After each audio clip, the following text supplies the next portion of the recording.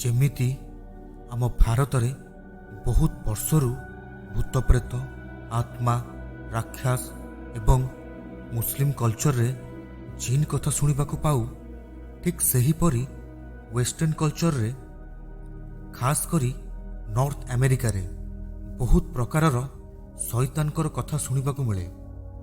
ଏହି ଶୈତାନଙ୍କ ମଧ୍ୟରୁ ସବୁଠାରୁ ଭୟଙ୍କର ଶୈତାନ ଯାହାକୁ କୁହନ୍ତି ୱିଣ୍ଡିଗୋ। କୁହାଯାଏ ୱିଣ୍ଡିଗୋ ଏକ ଏପରି ଶୈତାନ ଯିଏକି ମଣିଷଙ୍କଠୁ ଜନ୍ମ। ଏହି ଶୈତାନ ସବୁବେଳେ ଭୋକିଲା ରୁହେ, ଯେତେ ଖାଇଲେ ବି ତା ଭୋକ କେବେ ମିଟେନି। ୱିଣ୍ଡିଗୋ ମଣିଷ ମାଂସ ଖାଇବାକୁ ବହୁତ ପସନ୍ଦ କରେ। କୁହାଯାଏ ବହୁତ ବର୍ଷ ପୂର୍ବେ ଆମେରିକା ଆଉ କାନାଡ଼ାର ଜଙ୍ଗଲରେ ଏହି ଶୈତାନଙ୍କର ଦେଖାଯାଇଥିବାର ବହୁତ କିସ୍ସା ଅଛି।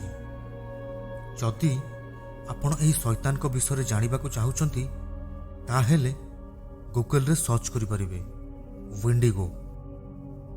ମେଡିକାଲ ସାଇନ୍ସରେ ବି ଗୋଟିଏ ଟର୍ମ ୱିଣ୍ଡିଗୋ ସାଇକୋସିସର ବିଷୟରେ କୁହାଯାଇଛି। ୱିଣ୍ଡିଗୋ ସାଇକୋସିସ୍ ଏକ ଏପରି ମେଣ୍ଟାଲ କଣ୍ଡିସନ ଯେଉଁଥିରେ କି ଗୋଟିଏ ମଣିଷ ଆଉ ଗୋଟିଏ ମଣିଷର ମାଂସ ଖାଇବାକୁ ବହୁତ ଇଚ୍ଛା କରେ। ୱିଣ୍ଡିଗୋ ବିଷୟରେ କୁହାଯାଏ ଯଦି ଥରେ ୱିଣ୍ଡିଗୋ କୌଣସି ମଣିଷର ଗନ୍ଧ ପାଇଯିବ ସେ ସେହି ମଣିଷ ପଛରେ ପଡ଼ିଯିବ।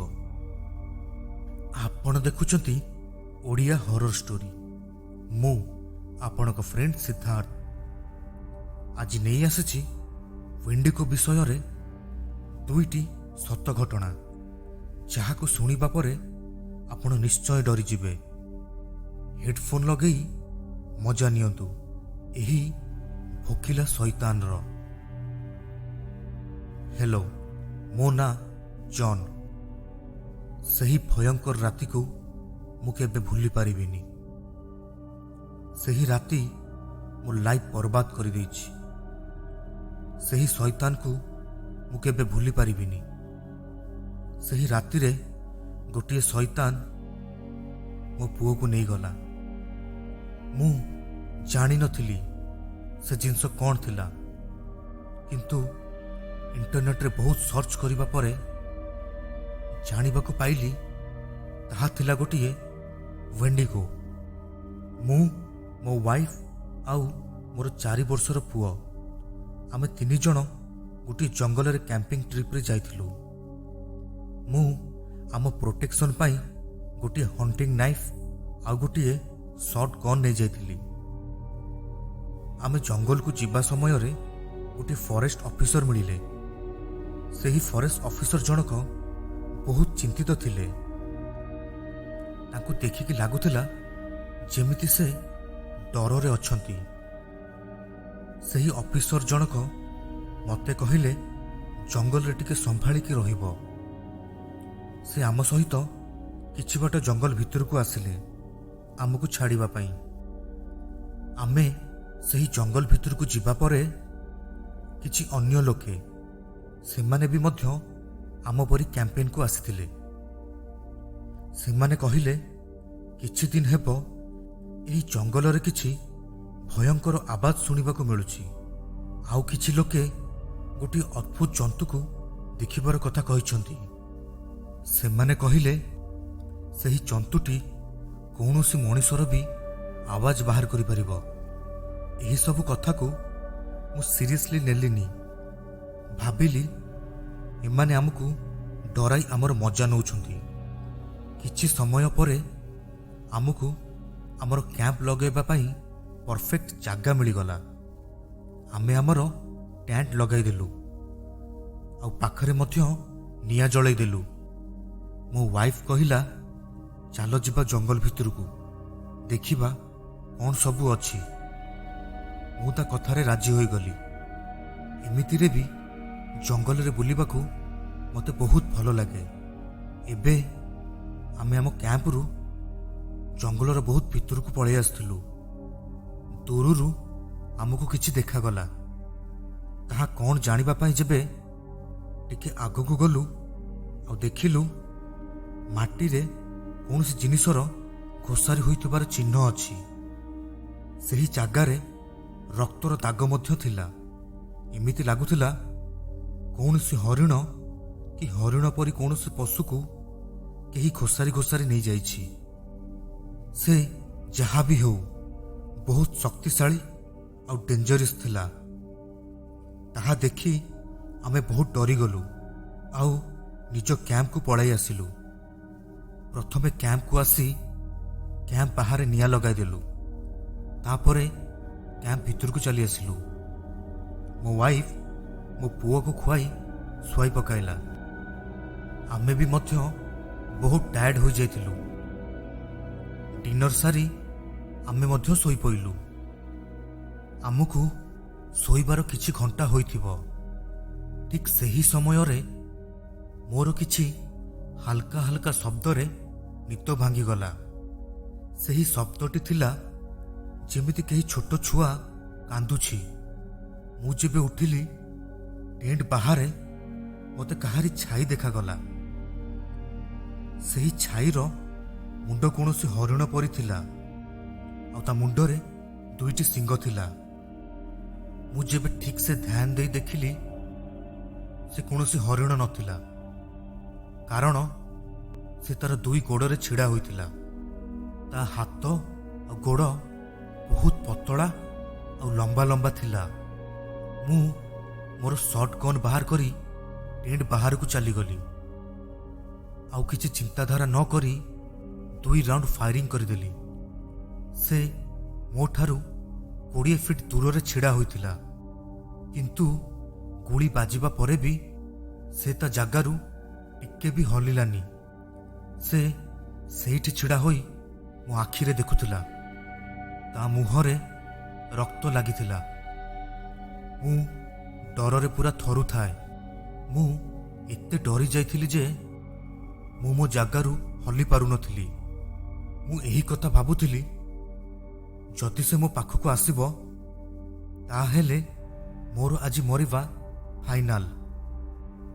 ଗୁଳି ଚାଲିବାର ଶବ୍ଦ ଶୁଣି ମୋ ୱାଇଫ୍ ବି ଉଠି ଯାଇଥିଲା ଆଉ ଚିଲେଇ ଚିଲେଇ ଟେଣ୍ଟ ବାହାରକୁ ଆସିଲା।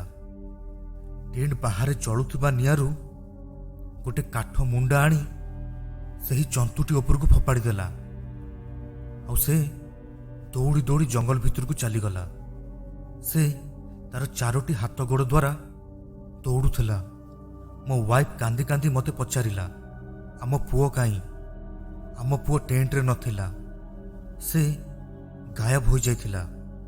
ଆମେ ତାକୁ ବହୁତ ଖୋଜିଲୁ, କିନ୍ତୁ ସେ ମିଳିଲା ନାହିଁ। ମୁଣ୍ଡ କାମ କରୁନଥିଲା। ଆମେ କ'ଣ କରିବୁ? ସକାଳ ହେବା ପରେ ଆମେ ଦୌଡ଼ି ଦୌଡ଼ି ଫରେଷ୍ଟ ରେଞ୍ଜରଙ୍କ ପାଖରେ ଯାଇ ପହଞ୍ଚିଲୁ ଆଉ ତାଙ୍କୁ ସବୁ କଥା କହିଲୁ। ସେମାନେ ଛୁଆକୁ ଖୋଜିବା ପାଇଁ 2ଟି ସର୍ଚ୍ଚ ଟିମ୍ ବନେଇଲେ। ମୋ ୱାଇଫ୍ର କାନ୍ଦି କାନ୍ଦି ବହୁତ ଖରାପ ଅବସ୍ଥା ଥିଲା। 2 ଜଣ ଫରେଷ୍ଟ ଅଫିସର ନିଜ ଭିତରେ କଥା ହେଉଥିଲେ।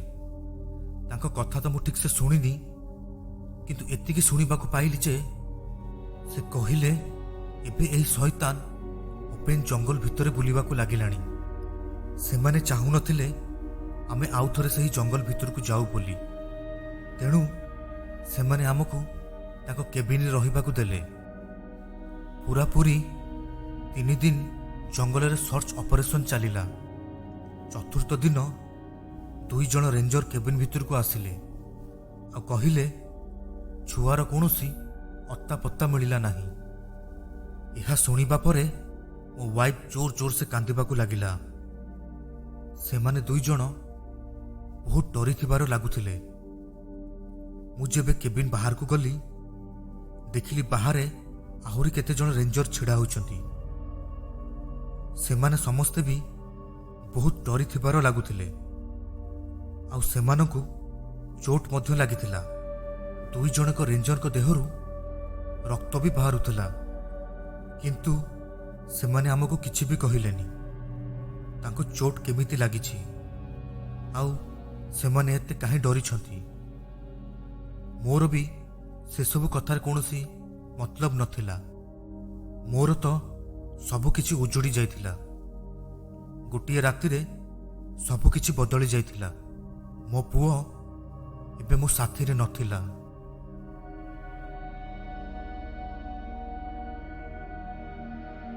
ହାय, ମୁଁ ଡ୍ୟାନିଏଲ। ମୁଁ ବାହାରକୁ ଯିବା ତ ବନ୍ଦ କରିପାରିବି ନାହିଁ, କାରଣ ବାହାରକୁ ଯିବା ମୋର ମଜବୁରି। କିନ୍ତୁ ଏବେ ମୁଁ ଯେବେ ବି ବାହାରକୁ ଯାଉଛି ସାଙ୍ଗରେ ହତିଆର ନେଇକି ଯାଉଛି, କାରଣ କିଛି ଦିନ ପୂର୍ବେ ମୋ ସାଥିରେ ଯାହା ସବୁ ଘଟିଛି ତାହା ସବୁ ବହୁତ ଭୟଙ୍କର ଥିଲା। ଏହା 2 ସପ୍ତାହ ଆଗର କଥା। ରାତିର ସମୟ ଥିଲା।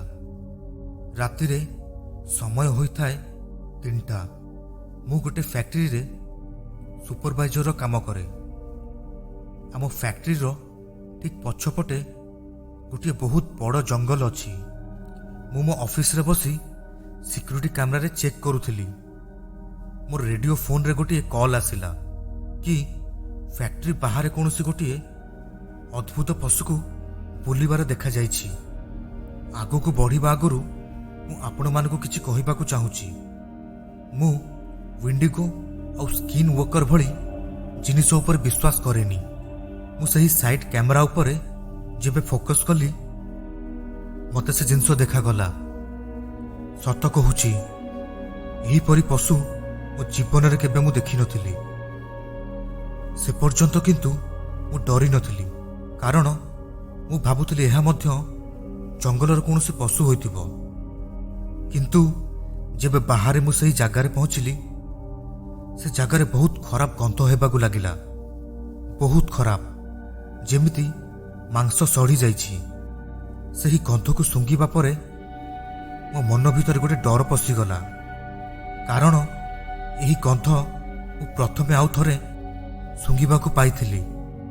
ସେ ଗୋଟେ ଅଦ୍ଭୁତ ପ୍ରକାରର ପଶୁ ଥିଲା, ଯାହାର ମୁଣ୍ଡ କୌଣସି ଛେଳି ଭଳିଆ ଥିଲା ଆଉ ତା ମୁଣ୍ଡରେ 2ଟି ଶିଙ୍ଗ ଥିଲା। ମୁଁ ତାର ଗୋଟିଏ ଝଲକ ଦେଖିବାକୁ ପାଇଥିଲି। ବାହାରେ ଚେକ୍ କରିବା ବେଳେ ମୋ ସାଥିରେ ଆଉ 2 ଜଣ ସାଥୀ ଥିଲେ। ଆମେ ଟର୍ଚ୍ଚ ଲାଇଟ୍ରେ ତାକୁ ଖୋଜୁଥିଲୁ। ସେ ଆମକୁ ଦୂରରେ ଛିଡ଼ା ହୋଇଥିବାର ଦେଖାଗଲା। ସେ କୌଣସି ପଶୁ ନଥିଲା। ଦେଖିବା ପାଇଁ ତା ବଡି ଷ୍ଟ୍ରକ୍ଚର ମଣିଷ ପରି ଥିଲା। ତାହା ସ୍କିନ୍ ଏପରି ଥିଲା ଯେମିତି ସେ କୌଣସି ପଶୁର ଚର୍ମକୁ ତା ଦେହରେ ଢାଙ୍କିଛି। ମୋ ସାଥୀ ତାକୁ ଆବାଜ ଦେଲା ଆଉ ସେ ଆମ ଆଡ଼କୁ ଚାହିଁ ଗୋଟିଏ ବିକଟଳ ଆବାଜ କଲା ଆଉ ତାର 2 ଗୋଡ଼ରେ ଛିଡ଼ା ହୋଇଗଲା। ସେ କମ୍ ସେ କମ୍ 10 ଫିଟ୍ ଲମ୍ବା ଥିଲା। ତାହାର ସେହି ଆବାଜ ଶୁଣି ଆମ ହାଲତ ଖରାପ ହୋଇଗଲା। ସେ ଯାହା କିଛି ବି ଥିଲା, ଆମେ ତାର ସାମ୍ନା କରିପାରିନଥାନ୍ତୁ। ଆମେ 3 ଜଣ ସେଇଠୁ ଦୌଡ଼ି ପଳାଇ ଆସିଲୁ। ସେ ଆମ ପିଛା ତ କଲାନି, କିନ୍ତୁ ଏବେ ଯେବେ ମୁଁ ମୋ ଘରକୁ ଯାଉଛି ମୋ ମନ ଭିତରେ ସବୁବେଳେ ଡର ରହୁଛି, ଯେମିତି ସେ ମୋ ପିଛା କରୁଛି। ଏହା ସବୁ 2 ସପ୍ତାହ ପୂର୍ବେ ଆରମ୍ଭ ହୋଇଥିଲା। ସେହି ଦିନଠାରୁ ମୋ ଡର ବଢ଼ି ଚାଲିଛି। ଫ୍ୟାକ୍ଟ୍ରି ଗଲାବେଳେ ଜଙ୍ଗଲରେ କେତେଥର ମୋତେ ଛେଳି ପରି ଚେହେରା ଦେଖାଯାଏ, ଯେମିତି କେହି ଲୁଚି ଲୁଚି ମୋତେ ଦେଖୁଛି। ପ୍ରତିଥର ଯେବେ ମୋତେ ଲାଗେ ମୁଁ ତାକୁ ଦେଖୁଛି ବୋଲି ମୋତେ ସେହି ଗନ୍ଧ ଆସେ। ମୁଁ ମ୍ୟାରିଡ୍ ଆଉ ମୋର ଗୋଟିଏ ଛୋଟ ଝିଅ ଅଛି। କାଲି ରାତିରେ ଘରକୁ ଫେରିଲା ବେଳେ ମୋତେ ସେହି ଗନ୍ଧ ଆସିଲା। ଏମିତି ଲାଗିଲା ସେହି ଶୈତାନ ମୋ ପିଛା କରୁଛି। ମୁଁ ମୋ ୱାଇଫ୍କୁ କିଛି ବି କହିନଥିଲି, କିନ୍ତୁ ସେ ମୋ ଅବସ୍ଥା ଦେଖି ମୋତେ ପଚାରିଲା, ତମର କ'ଣ ହୋଇଛି? ଏତେ ଡରୁଛ କ'ଣ ପାଇଁ? ସେତେବେଳେ ମୁଁ ତାକୁ କିଛି ବି କହିଲିନି। ରାତିରେ ଶୋଇବା ବେଳେ ମୋତେ ସେହି ଖରାପ ଗନ୍ଧ ହେଲା। ମୁଁ ଦୌଡ଼ି ମୋ ଝିଅ ରୁମ୍କୁ ଗଲି। ମୋ ଝିଅ ଆରାମସେ ଶୋଇଥିଲା। ଯେବେ ମୁଁ ତା ରୁମ୍ ଝରକାରୁ ବାହାରକୁ ଚାହିଁଲି, ସେହି ଶୈତାନ ତଳେ ଛିଡ଼ା ହୋଇଥିଲା ଆଉ ମୋତେ ଦେଖିକି ପଳେଇଲା। ସେବେଠୁ ମୋ ଘର ଛାତ ଉପରୁ ଅଜିବ ଅଜିବ ଆୱାଜ ଆସୁଛି, ଯେମିତି ମୋ ଛାତ ଉପରେ କେହି ଚାଲୁଛି। ମୁଁ ଆଉ ସହିପାରିବିନି। ମୋ ଫ୍ୟାମିଲି ମୋ ପାଇଁ ସବୁକିଛି। ଏବେ ମୁଁ ଡିସାଇଡ୍ କରିନେଇଛି, ମୁଁ ମୋ ଗନ୍ରେ ତାକୁ ସୁଟ୍ କରିବି ବୋଲି, କିନ୍ତୁ ତାକୁ ମାରିବା ଏତେ ସହଜ ନୁହେଁ। ଏଥିରେ ବହୁତ ରିସ୍କ ଅଛି। ଯଦି ମୁଁ ବଞ୍ଚିଲି ତାହେଲେ ମୁଁ ଅପଡେଟ୍ ଦେବି।